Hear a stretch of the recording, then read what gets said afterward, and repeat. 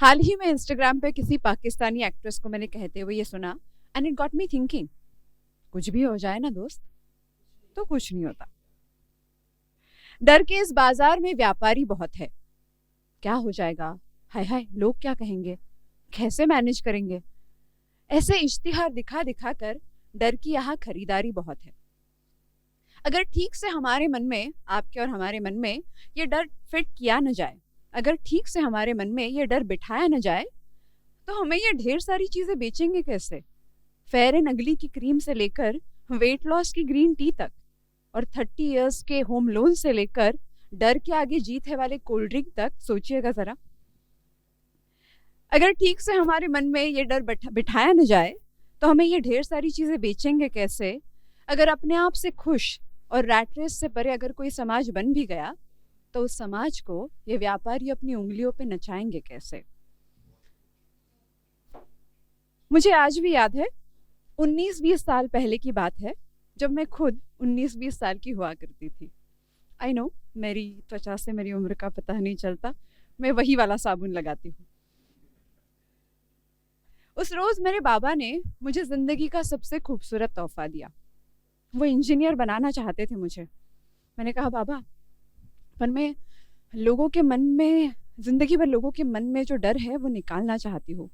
लोग डर खरीद खरीद कर मर मर के जी रहे हैं, मैं वो डर मिटाना चाहती हूँ। बाबा ने कहा अच्छी बात है, हॉबी की तरह करो, ये कोई काम नहीं है बेटा। अगर पैशन है तो प्रोफेशन संभाल कर करो। प्रोफेशन एक प्रैक्टिकल डिसीजन है, इसमें इमोशन का कोई काम नहीं है। पर कैसे बताओ बाबा, ये मेरा सपना, मेरी मोहब्बत, मेरी इबादत है।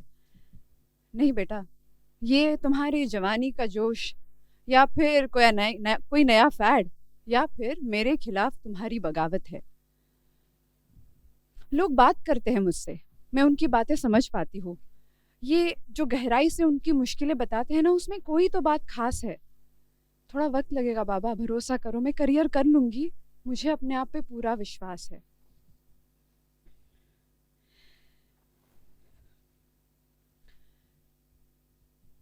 बाबा को मेरी ये बात पसंद नहीं आई। वो डिनर टेबल से उठकर गुस्से से चले गए। मैं और मंजरी, मेरी बहन छोटी, हम दोनों डिनर टेबल से बर्तन उठा ही रहे थे कि बाबा वापस आए और गरज पड़े, तुम्हारी लाइफ, तुम्हारा डिसीजन, जो चाहे करो, मैं रोकूंगा नहीं, पर मेरे घर पे रहकर ये सब चलेगा नहीं। बाबा ऐसे कैसे कर सकते हैं? शायद मैंने ही कुछ गलत कह दिया हो, या फिर मेरा तरीका गलत हो। How can he ask me to leave and just ask me to go. हम दोनों बेटियों को मेरे बाबा ने बड़े बड़े नाज से पाला था। माझ्या मुली मुलांपेक्षा कमी आहेत का, मतलब मारी छोरिया छोरों से कम है के, ऐसा आमिर खान वाला डायलॉग उन्होंने मराठी में कई साल पहले कई लोगों को बोल डाला था। पर अभी सिचुएशन क्लियर थी, मुझे आज एक डिसीजन लेना ही था। मेरे आज एक डिसीजन से हमारा घर टूट जाएगा। मेरे बाबा के साथ साथ मेरी आई, मतलब मेरी माँ, और मंजरी के साथ भी मेरा साथ छूट जाएगा। करियर तो कैसे कैसे कर लूंगी मैं, पर इसकी खुशी किसके साथ बांट पाऊंगी। एक मिनट, ये तो बात की बात है, रात के 10 बजे है, मैं इतने रात कहाँ जाऊंगी। थोड़ा सोचा मैंने, पर फिर डिसीजन कर लिया। भाई दूज, इंटर्नशिप और गुल्लक के मिलाकर 4,751 रुपए। आई का आशीर्वाद और रोते हुए मंजरी की झप्पी, और दिल में कुछ उम्मीदें लेकर मैंने उस रात मेरे बाबा का घर छोड़ दिया। अभी भी सोचती हूँ, सेल्फिश था क्या मेरा डिसीजन। मैंने अपने सपनों के लिए हमारा परिवार तोड़ दिया। उस रोज मेरे बाबा ने मुझे जिंदगी का सबसे खूबसूरत तोहफा दिया। मेरे बाबा ने घर से निकाला मुझे और जिंदगी जीने का एक अजीब सा मौका दिया।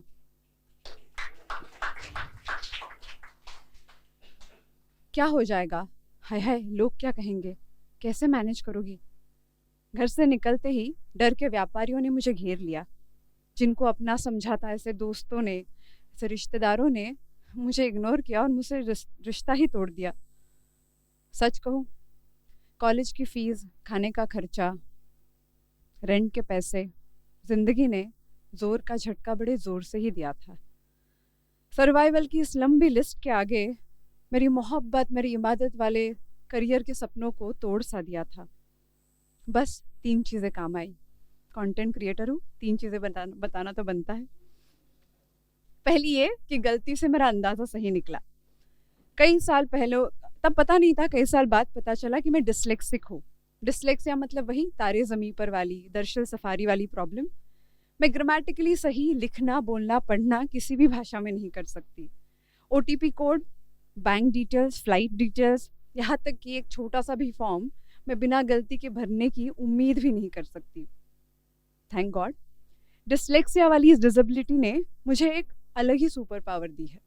हाई एम्पथी मतलब लोगों के इमोशंस को गहराई से समझ पाना, एंड हाई लॉजिकल थिंकिंग मतलब उस गहराई में जाके इमोशंस से एक सोल्यूशन का मोती निकाल पाना। ऐसी पता नहीं कहाँ से एक अजीब सी पावर मुझे डिस्लेक्सिया ने दे दी थी। जब लोगों को पता चला कि लड़की में पावर है बाबू भैया, तो लोग ढूंढ ढूंढ कर आने लगे। सीईओ, सेलिब्रिटीज, मीडिया वाले, यहाँ तक कि मुझे इग्नोर करने वाले रिलेटिव्स भी मेरे गुणगान गाने लगे। बड़े बड़े लोगों ने बुलाया, कंपनियों ने बुलाया। थोड़ा वक्त लगा, पर फाइनली मेरा सपना रंग लाया। दूसरी बात, डर से दोस्ती। बाबा की तालीम थी, सही हो या गलत तुम सवाल पूछो, जैसे भी लगे, लोग जो भी कहे तुम बिंदास बेमिसाल पूछो। मैंने आज तक ये कहीं देखा नहीं है। हमारे घर पे भरी सभा में हाथ उठाकर सवाल पूछने के बाबा 10 रुपये दिया करते थे। उन्होंने हमें डर खरीदना कभी सिखाया ही नहीं। भूखा सो लो, अकेले रह लो, थप्पड़ भले खा लो, पर पीठ दिखाकर भागना बाबा ने कभी सिखाया ही नहीं। कुछ साल बीते, मेरा काम थोड़ा सेटल सा हो गया, मेरे पैर जम गए। तब सेटल होके आराम की लाइफ जीने के बजाय मैंने अपने काम में कुछ एक्सपेरिमेंट शुरू किया। कुछ नॉर्म्स को क्वेश्चन किया, कुछ खुद की रिसर्च की, और मन से डर निकालने के लिए क्या क्या कर सकते हैं इसकी इन्वेंशन शुरू किए। मेरी फील्ड के जो नामी लोग थे, जो एस्टैब्लिश्ड थे, जो दिग्गज थे, उनको ये बात कुछ जमी नहीं। कहाँ से आते हैं ये बच्चे, क्यों बदलनी है चीज़ें, सही तो चल रहा है सब कुछ, पुराने तरीकों में कोई कमी नहीं। पर सवाल पूछकर 10 रुपए कमाने की आदत थी ना मुझे। मैं उन लोगों से बिना डरे भिड़ जाती। जो बात सही लगे उस पर सवाल पूछकर अपने सवालों पर अड़ जाती। बातें बढ़ी, मामला संगीन हुआ। किसी सर ने मुझे कहा, Aditi stop this nonsense, otherwise I will destroy you. मैं हंस पड़ी। मैंने उनको समझाया, घर से निकले हुए फकीरों को ऐसी धमकियों से डरने की, या फिर वो डर जाएंगे ऐसी उम्मीद भी नहीं करते। मेरे बाबा ने मुझे खुद घर से निकाला है सर। हम जैसे लोग किसी के बाप से नहीं डरते।